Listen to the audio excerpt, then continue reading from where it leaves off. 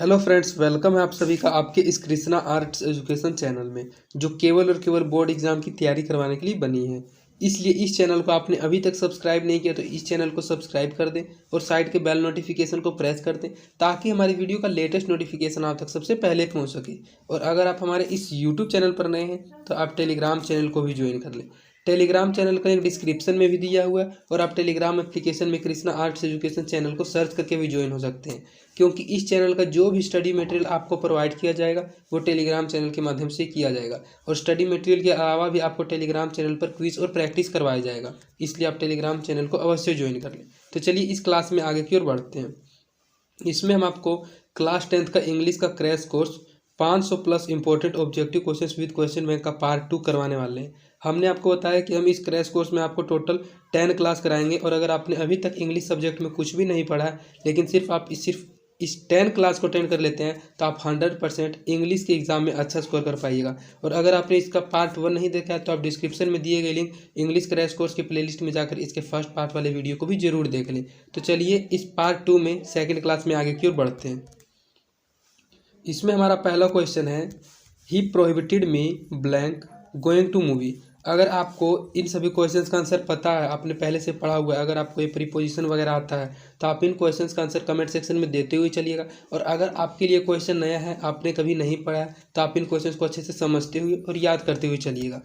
तो वह कह रहा है कि he prohibited me going to movie, उसने मुझे मूवी देखने जाने से मना किया था, उसने मुझे फिल्म देखने जाने से मना किया था। तो मना किया था तो किसी के द्वारा किया गया होगा, तो बाय मतलब होता है किसी के द्वारा, तो इसका सही आंसर ऑप्शन नंबर बी हो जाएगा, by. He prohibited me by going to movie, मुझे मूवी देखने जाने के लिए उसने मना किया था, तो इसका सही आंसर ऑप्शन नंबर बी हो जाएगा, by. Hard work is the key blank success, अर्थात जो हार्ड वर्क है, जो कठिन परिश्रम है, वह सफलता की कुंजी है। तो हार्ड वर्क इज की ऑफ सक्सेस, इज की टू सक्सेस, इज की फ्रॉम सक्सेस, या इज की फॉर सक्सेस। तो जो हार्ड वर्क है वह सफलता की कुंजी है, सफलता का कुंजी है। तो की का मतलब होता है ऑफ, तो इसका सही आंसर ऑप्शन नंबर ए हो जाएगा, ऑफ। हार्ड वर्क इज की ऑफ सक्सेस, कठिन परिश्रम सफलता की कुंजी है। ये देखिए, इस टाइप का क्वेश्चन आपके एग्जाम में 2 या 3 क्वेश्चन 100% आएगा, इसलिए आप इस टाइप के क्वेश्चन को अच्छे से समझ के याद करते हुए चलिएगा।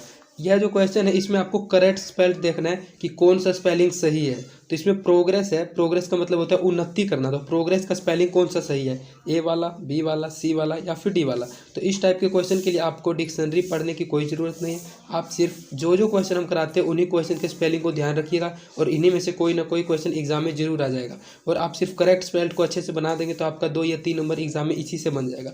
तो प्रोग्रेस का सही स्पेलिंग होता है PROGRESS, इसका सही आंसर ऑप्शन नंबर ए हो जाएगा, प्रोग्रेस। प्रोग्रेस का हिंदी अर्थ होता है उन्नति करना, और प्रोग्रेस का स्पेलिंग जो करेक्ट स्पेलिंग होता है वह PROGRESS होता है, तो इसका सही आंसर ऑप्शन नंबर ए हो जाएगा, प्रोग्रेस। अपॉर्चुनिटी, वह भी करेक्ट स्पेल का है, अपॉर्चुनिटी ए है, बी है, सी है या डी है। अगर आपको पता है तो आप कमेंट में ऑप्शन दीजिए, आंसर दीजिए, और अगर आपको नहीं पता है तो आप इसको अच्छे से समझ लीजिए। अपॉर्चुनिटी, तो अपॉर्चुनिटी मतलब होता है किसी को कोई अवसर देना, तो OPPORTUNITY, अपॉर्चुनिटी भी ऑप्शन नंबर ए हो जाएगा, तो इसका सही answer option number A, OPPORTUNITY, opportunity.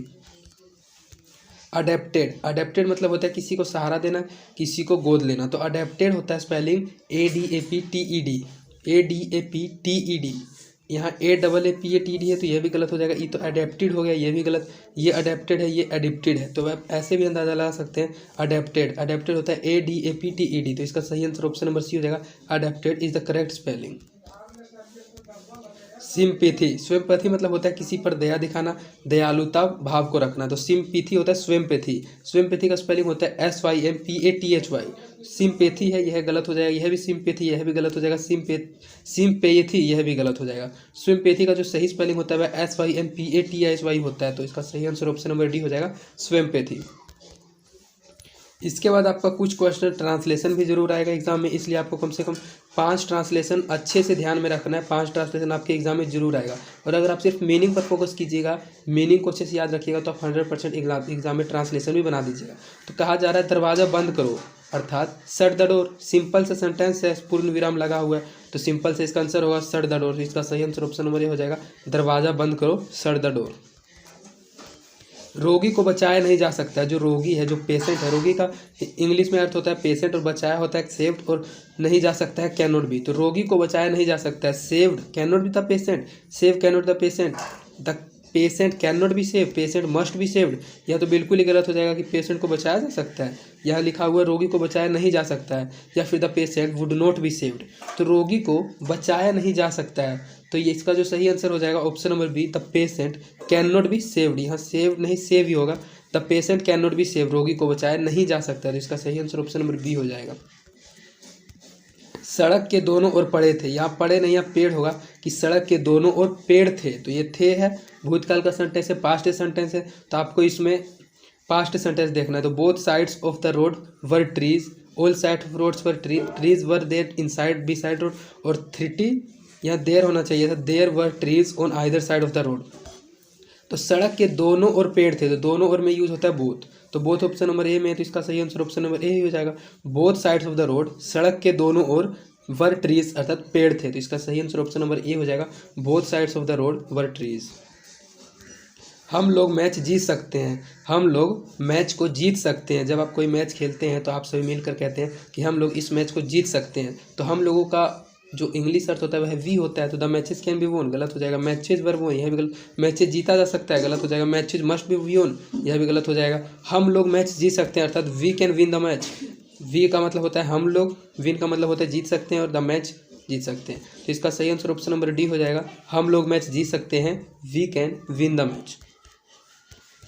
Who did not dislike the rapid moment of life, ये देखिए अब चैप्टर से रिलेटेड क्वेश्चन है। इन क्वेश्चन को सिर्फ आप अच्छे से समझ लीजिएगा, और ये क्वेश्चन एग्जाम में आ गया तो आप 100% इसका सही आंसर मार के आइएगा। तो इसमें कहा जा रहा है कि रैपिड मोमेंट ऑफ लाइफ, जिंदगी की तेज रफ्तार को कौन पसंद नहीं करता था, कौन डिसलाइक करता था। Who did not dislike the rapid moment of life, हमने भी गलत बोल दिया।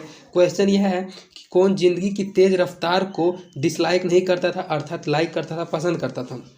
ए corn merchant, B the author, C nephew of corn merchant, और D wife of corn merchant. यहाँ भी कॉर्न होना चाहिए तो कॉम नहीं। तो जो जिंदगी की तेज रफ्तार है उसको पसंद नहीं करता था कॉर्न मर्चेंट, लेकिन इसमें पूछा यह जा रहा है कि कौन डिसलाइक नहीं करता है अर्थात कौन उसको पसंद करता है। तो जो ऑथर थे, जो पाठ के लेखक थे, वे जिंदगी की तेज रफ्तार को पसंद करते थे, तभी तो वे 90 किलोमीटर प्रति आवर की रफ्तार से अपनी गाड़ी को चलाते थे। तो इसका सही आंसर ऑप्शन नंबर बी हो जाएगा, द ऑथर। कॉर्न मर्चेंट का हिंदी अर्थ होता है मर्चेंट मीन्स व्यापारी, और कॉर्न मीन्स होता है भुट्टा बेचने वाला। तो भुट्टा बेचने वाला व्यापारी जो था वह जिंदगी की तेज रफ्तार को पसंद नहीं करता था। अगर यहाँ डिड नोट नहीं रहता, हु डिसलाइक द रैपिड सिर्फ रहता तो ऑप्शन नंबर ए हो जाता, और यह भी क्वेश्चन आता है। लेकिन इसमें लगा दिया गया who did not dislike the rapid moment of life, अर्थात जिंदगी की तेज रफ्तार को कौन डिसलाइक नहीं करता है अर्थात कौन लाइक करता है, तो द ऑथर, क्योंकि ऑथर 90 आवर पर किलोमीटर की रफ्तार से अपने कार को चलाया करते थे। तो इसका सही आंसर ऑप्शन नंबर बी हो जाएगा, the author. Where was Mrs Greeny piling newspaper, जो मिसिस ग्रीनी थी वह अपनी पिलिंग न्यूज़पेपर, अपने न्यूज़पेपर को कहाँ फेंक देती थी। Next to her garbage bag, सब के सब अपने गार्बेज बैग में, एनीवेयर इन द कैंपस में कहीं भी, in the corner of garden बगीचे के कोने में, या फिर in the flower pot flower गुलदस्ते में। तो जो मिसिस ग्रीनी थी वह न्यूज़पेपर को अपने गार्बेज बैग में हमेशा फेंक दिया करती थी। तो इसका सही आंसर ऑप्शन नंबर ए हो जाएगा, next to her garbage bag Mrs Greeny piling newspapers. Which tribe did the author belong in the pace of living? In the pace of living जो चैप्टर है द पेस फॉर लिविंग, जिंदगी की रफ्तार, तो इसमें जो लेखक थे वे किस प्रकार की विचारधारा से बिलोंग करते हैं, किस प्रकार की विचारधारा से संबंधित है। फास्ट थिंकर, बहुत तेज विचारधारा के, स्टेडी थिंकर, स्लो थिंकर, या फिर लेजी थिंकर्स। तो जो पेस फॉर लिविंग पार्ट है इसके जो लेखक हैं वे एक स्लो थिंकर्स के विचारधारा के व्यक्ति थे। तो इसका सही आंसर ऑप्शन नंबर सी हो जाएगा, slow thinkers. What does Mr. William actually mean to say Jim to me and the ecology bit? जो मिस्टर विलियम थे वे me and the ecology bit chapter के माध्यम से जिम को वास्तविकता में क्या कहना चाहते थे। Compost is not suitable for plants, जो प्लांट्स के लिए अर्थात पौधों के लिए कंपोस्ट सूटेबल नहीं है, खाद जो होता है वह पौधों के लिए अच्छा नहीं है। Compost is not environment friendly, compost spoils the kitchen, compost stinks in the whole street. तो जो मिस्टर विलियम्स थे वे me and the ecology bit पाठ के माध्यम से जिम को समझाना चाहते थे, कहना चाहते थे कि जो कंपोस्ट है वह पूरे के पूरे एरिया में, होल स्ट्रीट में स्टिंक्स मतलब बहुत ज़्यादा गंध देती है। तो इसका सही आंसर ऑप्शन नंबर डी हो जाएगा। मिस्टर विलियम्स एक्चुअली मींट से टू मीन द इकोलॉजी के माध्यम से compost stinks in the whole street. How many bounds did the squirrel have in Gillu? जो स्क्विरल था उस स्क्विरल को कितने घाव थे गीलू पाठ में? गीलू पाठ में हमने आपको बताया गीलू पाठ के लेखक महादेवी वर्मा है, और हम आपके लिए एक सेपरेट वीडियो यह भी लाएंगे जिसमें ऑथर का नाम और पोइट का नाम और चैप्टर्स का नाम रहेगा, और उसके जरिए आप किस पाठ के लेखक कौन है उसको अच्छे से याद कर लीजिएगा। लेकिन हम पहले आपको बता देते हैं कि गीलू पाठ के लेखक महादेवी वर्मा है, और गीलू पाठ के अंदर में स्क्विरल के बारे में पढ़ना है। तो जो स्क्विरल थी उस पाठ में उसको कितने घाव थे, 1, 5, 2 या फिर 7? तो how many bounds did the squirrel have in Gillu? Gillu part में जो स्क्वेरल थी उसको 2 घाव थे। तो इसका सही आंसर ऑप्शन नंबर सी हो जाएगा 2। Blank university conferred an honorary doctorate on Satyajit Ray. जो सत्यजीत राय थे उन्होंने किस यूनिवर्सिटी से ऑनरी डॉक्टरेट की डिग्री हासिल की थी? कैम्ब्रिज यूनिवर्सिटी से, ऑक्सफोर्ड यूनिवर्सिटी से, कैलिफोर्निया यूनिवर्सिटी से या फिर मुंबई यूनिवर्सिटी से? तो जो ऑक्सफोर्ड यूनिवर्सिटी है, इसी ऑक्सफोर्ड यूनिवर्सिटी से ऑनरी डॉक्टरेट सत्यजीत राय ने हासिल की थी। इसका सही आंसर ऑप्शन नंबर बी हो जाएगा, Oxford university. Ang San Suu Kyi is ए, जो एंग सन सू की थे वे क्या थे? एक रिवोल्यूशनरी थे, एक क्लासिकल डांसर थे, प्रो डेमोक्रेसी एक्टिविस्ट थे या फिर पोइटेस थे? तो जो एंग सन सू की थे वे एक लोकतांत्रिक विचारधारा के व्यक्ति थे, अर्थात प्रो डेमोक्रेसी एक्टिविस्ट थे। तो इसका सही आंसर ऑप्शन नंबर सी हो जाएगा। एंग San Suu Kyi is a pro democracy activist. When did Toni Morrison receive the Nobel Prize? जो टोनी मॉरिसन थे उन्होंने नोबेल प्राइज को कब प्राप्त किया था? 1990 में, बी 1992 में, सी 1993 में या फिर डी 1994 में? तो जो टोनी मॉरिसन थे उन्होंने नोबेल प्राइज को प्राप्त किया था 1993 ईस्वी में, 1993 में। तो इसका सही आंसर ऑप्शन नंबर सी हो जाएगा, 1993 में Toni Morrison receive the Nobel Prize in 1993। What is the name of the political party headed by Ang San Suu की? जिस एंग सन सू की ने जिस राजनीतिक पार्टी का नेतृत्व किया था उस राजनीतिक पार्टी का नाम क्या था? ए नेशनल कांग्रेस था, National Congress, B National Leagues of Democracy in Burma, C Myanmar Leagues या फिर डी म्यांमार कांग्रेस? तो जो एंग सन सू की ने पॉलिटिकल पार्टी, अपनी राजनीतिक पार्टी का नेतृत्व किया था उस पार्टी का नाम था national ligase for democracy in Burma.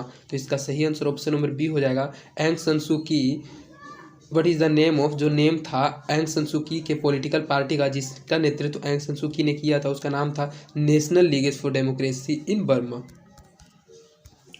Blank were considered the earliest invaders of India, Aryans, Turks, Greek या फिर अफगान्स? तो इस क्वेश्चन में यह पूछा जा रहा है कि अर्लीस्ट इन्वेडर्स ऑफ इंडिया अर्थात भारत का जो प्रथम आक्रमणकारी था वह किसे समझा जाता है? आर्यंस को, तुर्क्स को, ग्रीक्स को या फिर अफगान्स को? तो जो आर्यंस थे उन्हीं को भारत का प्रथम आक्रमणकारी समझा जाता है। तो इसका सही आंसर ऑप्शन नंबर ए हो जाएगा, Aryans. Where does the koel conceal itself? जो कोयल थी उसने अपने आप को कहाँ छुपाया रखा था, कहाँ छुपाई हुई थी कोयल अपने आप को? इन द फॉरेस्ट, जंगल में, इन द मैंगो लीव्स आम के पत्तों में, इन द लीव्स पत्तों में या फिर इन पीपल लीव्स अर्थात पीपल के पत्तों में? तो हमने आपको बहुत बार बताया कि कोयल चैप्टर में मैंगो के से रिलेटेड बात को पढ़ना है, मैंगो के बारे में पढ़ना है। तो जो कोयल थी उसने अपने आप को मैंगो के पत्तों में अर्थात आम के पत्तों में छुपा के रखा था। तो इसका सही आंसर ऑप्शन नंबर बी हो जाएगा। Where does the koel conceal itself? तो the koel conceals itself in mango leaves. What does the porter's body emit? जो पोर्टर का बॉडी था उसे कहाँ फेंका गया था? इमिट मीन्स होता है फेंकना। तो what does the porter's body emit? Porters की बॉडी को कहाँ फेंका गया था? कलर्ड लाइट्स में, मतलब रंगीन बिरंगीन प्रकाश की रोशनी में, रेडिएशन में, सल्फर लाइक स्मेल में या फिर फ्रेग्रेंस में अर्थात बहुत अच्छी खुशबू में? तो जो पोर्टर्स की बॉडी थी उसको सल्फर लाइक स्मेल में फेंक दिया गया था। तो इसका सही आंसर ऑप्शन नंबर सी हो जाएगा, sulphur like smell. Where does the porter bodies emit? Porter body को फेंका गया था सल्फर लाइक स्मेल में। The author in allergy tells about different type of blank. जो एलर्जी पाठ के लेखक थे वे अपने पाठ के अंदर, एलर्जी पाठ के अंदर बहुत सारी अनेक प्रकार की क्या चीज़ों के बारे में बताते हैं, अनेक प्रकार की एलर्जी के बारे में बताते हैं, अनेक प्रकार के डॉक्टर के बारे में बताते हैं, अनेक प्रकार की मेडिसिन अर्थात दवाइयों के बारे में बताते हैं, या फिर अनेक प्रकार की डिसीज बीमारियों के बारे में बताते हैं। तो जो एलर्जी पाठ के लेखक हैं वे अपने पाठ के माध्यम से अनेक प्रकार की एलर्जी के बारे में उसमें बताते हैं। तो इसका सही आंसर ऑप्शन नंबर ए हो जाएगा एलर्जीज। आप इस क्वेश्चन का अंदाजा तो स्वयं भी लगा सकते हैं कि एलर्जी उन्होंने पाठ का नाम ही इसीलिए रखा है क्योंकि वे एलर्जी पाठ में अनेक प्रकार की एलर्जी के बारे में बताते हैं। तो इसका सही आंसर ऑप्शन नंबर ए हो जाएगा allergies. Two horizons has been translated from Oriya into English by. जो टू होरिजोन्स चैप्टर है, जो पाठ है, यह उड़िया में था, लेकिन इसको उड़िया से इंग्लिश में किसके द्वारा रूपांतरित किया गया, किसके द्वारा ट्रांसलेटेड किया गया? बीना पानी मोहंती हरसेल्फ के द्वारा, गिरिधर झा के द्वारा, जयंतरा महापत्रा के द्वारा, या फिर जॉन गाल्सवर्थी के द्वारा। तो जो टू होरिजोन है उसको उड़िया से इंग्लिश में ट्रांसफर किया गया है जयंता महापत्रा के द्वारा। तो इसका सही आंसर ऑप्शन नंबर सी हो जाएगा, जयंता महापत्रा के द्वारा टू होरिजोन ट्रांसलेटेड किया गया है उड़िया से इंग्लिश में। लव डीफील्ड, जो लव डीफील्ड है, is a story about the narrator and his. Love defeated जो कहानी है वह है नरेटर एंड हिज अर्थात कथावाचक, जो कथावाचक थे उसकी और किसके बीच की है? उसके और उसके ब्रदर के बीच की है लव डीफील्ड कहानी, उसके गर्लफ्रेंड के बीच है, उसके और उसके फादर के बीच है, या फिर उसके और उसके सिस्टर अर्थात उसके बहन के बीच है। तो जो कथावाचक हैं, कथावाचक और उसकी बहन के बीच की ही यह कहानी है लव डीफील्ड। इसी के बारे में, अपने बहन के बारे में बताते हैं इस कहानी में, लव डीफील्ड के बारे में। तो इसका सही आंसर ऑप्शन नंबर डी हो जाएगा sister. Love defeated is a story, love defeated एक कहानी है कथावाचक और उसकी बहन के बीच का। तो इसका सही आंसर ऑप्शन नंबर डी हो जाएगा sister. The empty heart tells about us. The empty heart है, जो खाली हृदय है, वह क्या बताता है, किसके बारे में बोलता है? ग्रीड के बारे में, कंजूसी के बारे में, पॉवर्टी के बारे में, सीकनेस बीमारी के बारे में, ओवर ईटिंग के बारे में अर्थात अधिक खाने के बारे में। तो जो एम्पटी हार्ट है इसमें वह कहता है ग्रीड के बारे में, कंजूसी के बारे में। तो इसका सही आंसर टेल कहता है, बातें करता है ग्रीड के बारे में। तो इसका सही आंसर ऑप्शन नंबर ये हो जाएगा greed. The empty heart tells about us greed. In the poem polythene bag what keeps coming again and again. जो यह पोइम है, जो यह कविता है पॉलीथीन बैग, उस पॉलीथीन बैग में क्या बार बार आ जाता है, क्या बार बार आ जाता है? Coming again and again. Anxiety of future आ जाता है, कंफर्टेबल फीलिंग आ जाती है, पेन कोज्ड बाय हर्ट आ जाता है, या फिर डी फिट्स ऑफ डिप्रेशन आ जाता है। तो जो पॉलीथीन बैग पार्ट है, जो पॉलीथीन बैग कविता है, इस कविता में बार बार आ जाता है pain caused by the earth अर्थात हर्ट के द्वारा जो उनको दर्द हुआ है वही बार बार इस पार्ट में उनको आ जाता है। तो इसका सही आंसर ऑप्शन नंबर सी हो जाएगा, pain caused by the hurt. Who is the author of little girls wiser than man. यह साइसर नहीं है, वाइजर होना चाहिए था कि little girls wiser than man, जो छोटी लड़कियां हैं वे पुरुषों से कहीं अधिक बिजी है। तो यह जो पाठ है इसके लेखक कौन है? व्लादिमीर नाराकोव, मैक्सिम गोर्की, या फिर लियो टोल्स्टॉय, या फिर कैथरीन मैन्सफील्ड। तो यह जो पाठ है little girls wiser than man, इस पाठ के लेखक हैं लियो टोल्स्टॉय। और वार एंड पीस पुस्तक के भी लेखक लियो टोल्स्टॉय हैं। हमने आपको सामाजिक विज्ञान में पढ़ाया है, और अगर आपने इसका सामाजिक विज्ञान की वीडियोस को नहीं देखा तो आप डिस्क्रिप्शन में जाकर सभी सब्जेक्ट्स के प्लेलिस्ट में जाकर अन्य पार्ट के वीडियो को भी देख सकते हैं और उन सभी क्वेश्चंस को भी अच्छे से समझ सकते हैं। तो Leo Tolstoy War and Peace पुस्तक के भी लेखक हैं, और little girls wiser than man इसके भी लेखक लियो टोल्स्टॉय हैं। तो इसका सही आंसर ऑप्शन नंबर सी हो जाएगा, Leo Tolstoy. According to the poet God made the country who made the town. अर्थात जो God made the country poem है, जो कविता है, उसमें जो यह गॉड मेड द कंट्री है, यह जो टाउन है वह किसके द्वारा बनाया गया है? पोइट के अनुसार, मतलब पोइट के अनुसार यह पूछा जा रहा है कि गॉड मेड द कंट्री में जो टाउन है वह किसने बनाया है? गॉड ने बनाया है, स्वयं भगवान ने बनाया है, NGOs ने बनाया है, गवर्नमेंट सरकार ने बनाया, या फिर मैन ने बनाया है? तो अकॉर्डिंग टू द पोइट कविता के अनुसार, जो कवि थे उनके अनुसार, God made the country poem में जो टाउन है वह हम लोगों ने अर्थात मनुष्यों ने, मैन ने मिलकर बनाया है। तो इसका सही आंसर ऑप्शन नंबर डी हो जाएगा, man. According to Pope, Pope से यहाँ समझना है आपको अलेक्जेंडर पोप, पूरा नाम नहीं दिया गया, सिर्फ उसका शॉर्ट फॉर्म में पोप लिखा गया है। तो अलेक्जेंडर पोप के अनुसार मैन इज हैप्पी, पुरुष खुश रहता है, मनुष्य खुश रहता है, इफ़ ही इज़, वह क्या हो? बहुत ज़्यादा अमीर हो, बहुत अधिक संतुष्ट हो, बहुत अधिक फेमस हो, या फिर बहुत अधिक गरीब हो। तो हम आपको बता दो कि जो अलेक्जेंडर पोप है, अलेक्जेंडर पोप का कहना था, अलेक्जेंडर पोप के अनुसार वही व्यक्ति अधिक खुश है जो कि गरीब है। तो इसका सही आंसर ऑप्शन नंबर डी हो जाएगा, poor. According to Pope a man is happy if he is poor. तो इसका सही आंसर ऑप्शन नंबर डी हो जाएगा, अलेक्जेंडर पोप के अनुसार वही व्यक्ति खुश है जो कि गरीब है। Which work of Premchand was banned by the British government, अर्थात प्रेमचंद के किस काम को ब्रिटिश गवर्नमेंट ने बैंड कर दिया था। अर्थात ऐसा कौन सा उन्होंने रचना की थी, गोदान की थी, सोजे वतन, निर्मला या फिर गबन। इन चारों में से उन्होंने कौन सी रचना की थी जिस रचना के लिए प्रेमचंद के इनमें से किस रचना को बैन कर दिया गया था ब्रिटिश गवर्नमेंट के द्वारा। तो जो सोजे वतन प्रेमचंद ने राइट किया था, जो लिखा था, उसमें क्रांतिकारी लाने वाली भाषाएं थी, वह थी स्वतंत्रता से रिलेटेड सोजे वतन। इसीलिए ब्रिटिश सरकार ने उसको अपने खिलाफ विरोध समझकर प्रेमचंद के सोजे वतन को ही बैंड कर दिया था। तो इसका सही आंसर ऑप्शन नंबर बी हो जाएगा, Soze Watan. It was blank to go to him Mrs Gessler very often. It was मतलब यह बहुत ही मुश्किल था कि मिस्टर गेसलर जो थे वह वेरी ही नॉट पॉसिबल था, या फिर ओकेजनली पॉसिबल था, या फिर पॉसिबल था, या फिर मे भी पॉसिबल था। तो जो इट वॉज मिस्टर गैसलर के पास जाना बहुत अधिक मुश्किल था, नॉट पॉसिबल था, अर्थात असंभव के समान था। तो इसका सही आंसर ऑप्शन नंबर ए हो जाएगा, not possible. It was not possible to go to him Mrs Gessler very often, अर्थात इस लाइन का मतलब यह है कि मिस्टर गैसलर के पास जाना कोई असंभव वाली बात नहीं है। इट वॉज नॉट पॉसिबल, यह कोई संभव नहीं है। तो इसका सही आंसर ऑप्शन नंबर ए हो जाएगा, not possible. Like a conjurer Walter de la Mare creates an atmosphere of.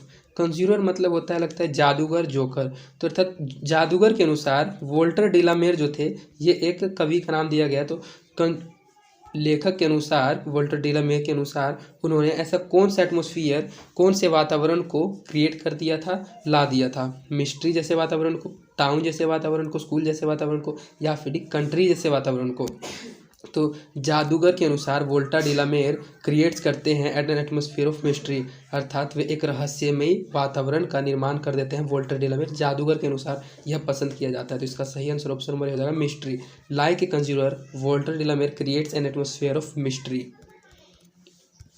Radha's friend were blank about her. जो राधा की फ्रेंड थी वह उससे क्या थी, दुखी थी, खुश थी, चिंतित थी, या फिर एक्सटेस्टिक थी। तो जो राधा की फ्रेंड थी वह उसके लिए बहुत अधिक चिंतित थी, अर्थात वरीड थी। तो इसका सही आंसर ऑप्शन नंबर सी हो जाएगा, वरीड। राधाज फ्रेंड वर, राधा की friend worried about her, Radha को लेकर बहुत अधिक चिंतित थी। तो इसका सही आंसर ऑप्शन नंबर सी हो जाएगा, worried. Passive voice of when do you take milk. अब देखिए वॉइस आ गया ग्रामर से रिलेटेड। इससे पहले आपने जितना भी क्वेश्चन पढ़ा वो सभी चैप्टर से संबंधित क्वेश्चन था, लेकिन ये ग्रामर से है कि आपको यह सेंटेंस दिया गया, when do you take milk, जब तुम दूध लेते हो, जब तुम दूध पीते हो। तो इसका आपको पैसिव वॉइस बनाना है। तो when is milk taken by you, when has milk taken by you, is milk taken by you, या फिर यू हैव टेकन मिल्क। तो सबसे पहले हम आपको समझाए थे कि पैसिव वॉइस, यह पैसिव वॉइस इसका बनाना है, और यह एक्टिव वॉइस में दिया गया है। तो एक्टिव वॉइस में दिया गया तो वैन का वैन ही रह जाएगा, when do you take milk, अर्थात when is milk taken by you. सिर्फ ये जो टेक है ये टेकन हो जाएगा, वी थर्ड में हो जाएगा, V third plus by plus object हमने आपको बताया था। तो यह जो यू सब्जेक्ट है यह ऑब्जेक्ट में बन जाएगा। तो यू तो ऑब्जेक्ट इन तीनों में बना हुआ है, इसमें नहीं बना हुआ है, तो यह गलत हो जाएगा, ये तीनों हो सकता है। उसके बाद आपको नेक्स्ट रूल देखना है कि बाय होना चाहिए, तो बाय इसमें भी है, इसमें भी, इसमें भी। उसके बाद आपको देखना है कि वर्ब की थर्ड फॉर्म होनी चाहिए, तो टेकन भी थर्ड फॉर्म है, टेकन टेकन तीनों में थर्ड फॉर्म है। इसके बाद देखिए मिल्क भी तीनों में है, इज हैज़ इज भी है, लेकिन देखिए वैन नहीं है। तो वैन इसमें सिर्फ ऑप्शन नंबर ए में। तो इसका सही आंसर ऑप्शन नंबर ए हो जाएगा, when is milk taken by you. तो इसका सही आंसर ऑप्शन नंबर ए हो जाएगा, पैसिव वॉइस हो जाएगा when do you take milk का, when is milk taken by you, जब तुम्हारे द्वारा दूध लिया जाता है। Active voice of my watch was stolen, अर्थात यह पैसिव वॉइस में दिया गया और पूछा जा रहा है इसका एक्टिव वॉइस कि माई वॉच वॉज स्टोलन। तो मेरा घड़ी चुरा लिया गया, तो घड़ी किसी ना किसी के द्वारा चुराया जाएगा, खुद तो नहीं चोरी हो जाएगी। तो स्टोल माई वॉच, मेरी घड़ी चुरा ली गई है। समवन स्टोल माई वॉच, मेरी घड़ी किसी के द्वारा चुरा गई है। वॉच इज स्टोलन, घड़ी चुरा ली गई है। फिर वॉच है, वॉज स्टोलन, घड़ी चुरा लिया गई थी। तो ये वॉच है, अर्थात पास्ट की सेंटेंस है, माई वॉच वॉज स्टोलन। तो समवन स्टोल माई वॉच, किसी के द्वारा मेरी घड़ी चुरा ली गई, यही इसका एक्टिव वॉइस हो जाएगा। तो इसका सही आंसर ऑप्शन नंबर बी हो जाएगा, माई वॉच वॉज स्टोलन, अर्थात someone stole my watch. Who had done this work? said Ram to Shyam. Question mark वाला सेंटेंस है, यह नरेशन। हमने आपको बताया कि नरेशन में जिसमें क्वेश्चन मार्क हो उसमें सेड टू को आस्क्ड में बदला जाता है, और इसमें फुल स्टॉप उसमें सेड टू को टोल्ड में बदला जाता है।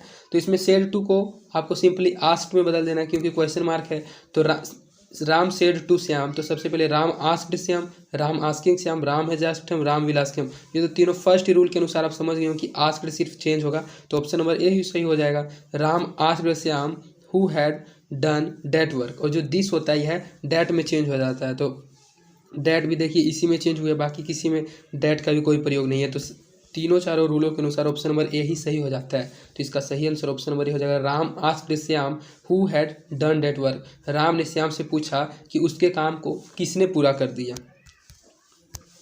He said I like this song, यह भी नरेशन है। He said I like this song, उसने कहा कि मैं इस गाने को पसंद करता हूँ।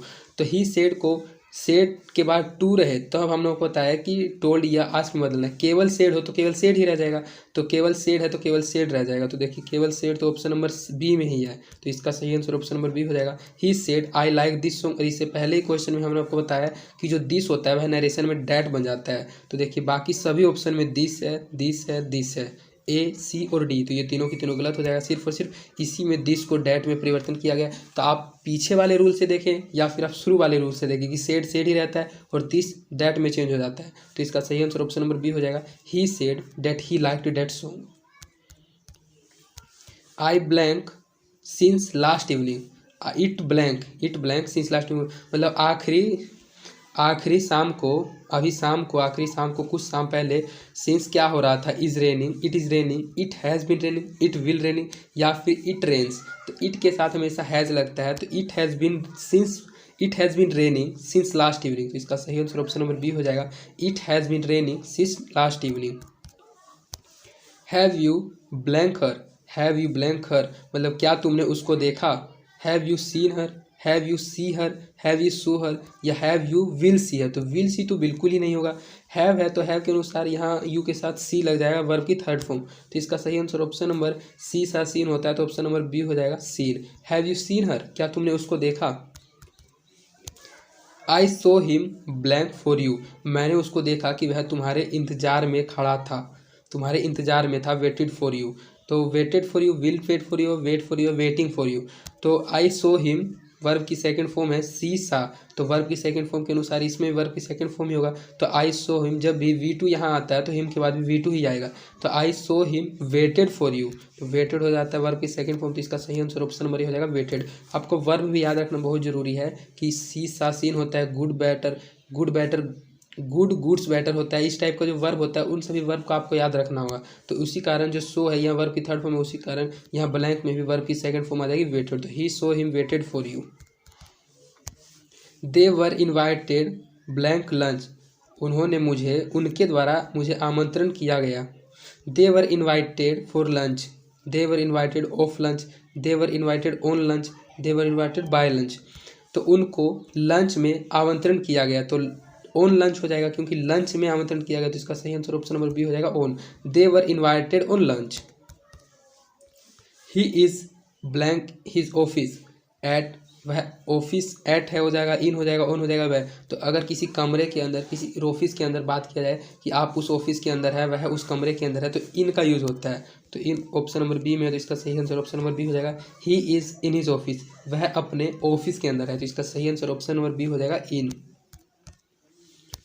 Take care blank your health, take care of your health, take care with your, तुम अपने स्वास्थ्य के साथ देखभाल करो, तुम अपने स्वास्थ्य के अंदर देखभाल करो, तुम अपने स्वास्थ्य के साथ टू देखभाल करो, लेकिन टेक केयर ऑफ, तुम अपने स्वास्थ्य का देखभाल करो। इसका सही आंसर ऑप्शन नंबर ये हो जाएगा of. Take care of your health. ये भी देखिए करेक्ट स्पेल्ट आ गया है, आपको इसमें कौन सा स्पेलिंग सही है यह चुनना है। तो कन्वीनेंस, कन्वीनेंस का सही स्पेलिंग होता है CONVINCE, कन्वीनेंस। कन्वीनेंस का जो स्पेलिंग हो जाएगा CONVINCE, तो यह गलत हो जाएगा। CON यह भी गलत, CONVIN यह भी गलत, CONVINCE, तो इसका सही आंसर ऑप्शन नंबर डी हो जाएगा। जो कन्वीनेंस का, किसी को अगर आप कन्वीनेंस करते हैं, किसी को आप किसी के लिए कन्वीनेंस, किसी बात को किसी के लिए समझाते हैं, तो इसका सही आंसर ऑप्शन नंबर डी हो जाएगा। Convenience is the correct spelled. Problem, इसमें आपको सही स्पेलिंग सुनना है प्रॉब्लम का। तो इस टाइप का आंसर तो आप स्वयं भी दे सकते हैं। प्रॉब्लम इस होता है समस्या, और प्रॉब्लम का सिंपली स्पेलिंग आप भी जानते हैं PROBLEM, PROBLEM यह गलत हो गया, PROBLEM यह सही है, PRO गलत है, PRO यह भी गलत है। तो इसमें जो करेक्ट स्पेल्ड है वह ऑप्शन नंबर बी है, PROBLEM, प्रॉब्लम। प्रॉब्लम मतलब होता है समस्या, मुश्किलें। डेस्क्राइब, डेस्क्राइब मतलब होता है विस्तार करना, किसी चीज़ का वर्णन करना। डेस्क्राइब का सही स्पेलिंग होता है DESCRIBE, DESCRIBE सही है। DES गलत है, DES गलत है, DES गलत है। सिर्फ 2 ही 3 आपको स्पेलिंग पता होगा, उसी में आप सही आंसर मार दीजिएगा। तो डेस्क्राइब मतलब होता है विस्तार करना, तो इसका सही आंसर ऑप्शन नंबर ए हो जाएगा, डेस्क्राइब। इसके बाद आपका कुछ ट्रांसलेशन भी जरूर एग्जाम में आएगा, इसलिए हम लास्ट में 2-3 ट्रांसलेशन को भी लेकर आए। धार्मिक पुस्तकों का अध्ययन करो, धार्मिक पुस्तकों, रिलीजियस बुक का अध्ययन करो, तो स्टडिंग रिलीजियस बुक। धार्मिक पुस्तकों का अध्ययन करो, स्टडिंग रिलीजियस बुक्स। तो इसका सही आंसर ऑप्शन नंबर ए हो जाएगा, स्टडिंग रिलीजियस बुक, धार्मिक पुस्तकों का अध्ययन करो। मोहन इतना मोटा है कि वह दौड़ नहीं सकता है। मोहन जो है वह इतना मोटा है, अर्थात Mohan is so fat, Mohan is so fat that he cannot run, इसी कारण वह दौड़ नहीं सकता है। तो Mohan is so fat that he cannot run, तो ऑप्शन नंबर ए में है। Mohan is so fat, Mohan is so, इसमें तो फैट ही नहीं है, गलत हो जाएगा। रन इज डिफिकल्ट, यह भी गलत। Mohan is just fat, Mohan अभी अभी मोटा हुआ नहीं, तो ऑप्शन नंबर ए हो जाएगा। Mohan is so fat, Mohan इतना मोटा है कि वह दौड़ नहीं सकता है, डैट ही कैनॉट रन, तो ऑप्शन नंबर ए इसका सही ट्रांसलेशन हो जाएगा। इसके बाद आपका इस वीडियो का लास्ट क्वेश्चन है कि अभी 2 बजे हैं, नहीं अभी तो लगता है 8 बजे हैं, तो अभी 2 बजे हैं, इसका क्या हो जाएगा सही ट्रांसलेशन? अभी वर्तमान काल में, तो यह वोज हो गया, तो यह तो गलत हो जाएगा क्योंकि भूतकाल में यह सेंटेंस चला गया, पास्ट सेंटेंस बन गया। इट इज़ 2 o'clock, यह हो सकता है। It has been 2 o'clock, it will be 2 o'clock। तो जो सेंटेंस है यह अभी 2 बजे, यह सिंपल सेंटेंस है, तो सिंपल इसका ट्रांसलेशन होगा इट इज़ 2 o'clock, अभी 2 बजे हैं, तो इसका सही आंसर ऑप्शन नंबर बी हो जाएगा, इट इज़ 2 o'clock। तो इस प्रकार आपका इस वीडियो में 100 तक के ऑब्जेक्टिव क्वेश्चंस को कंप्लीट कर दिया गया है और इसका PDF भी टेलीग्राम चैनल पर 100 क्वेश्चन के साथ अपलोड कर दिया जाएगा। यह आपका जो क्रैश कोर्स है उसका सेकंड पार्ट था और इसके बाद इसका 8 पार्ट और लाया जाएगा, 8 क्लास और लाया जाएगा। और आप इन 100 क्वेश्चन का जो PDF है उसको टेलीग्राम चैनल में जाकर जरूर पढ़िएगा और अपने दोस्तों के बीच इस वीडियो को जरूर शेयर कीजिए। और अगर आपको हमारी वीडियोस भी पसंद आती है तो आप अपने दोस्तों के बीच इन वीडियोस को भी जरूर शेयर करें और आप हमारे वीडियोस को लाइक भी जरूर करें, इससे हमारा मोटिवेशन बना हुआ रहता है।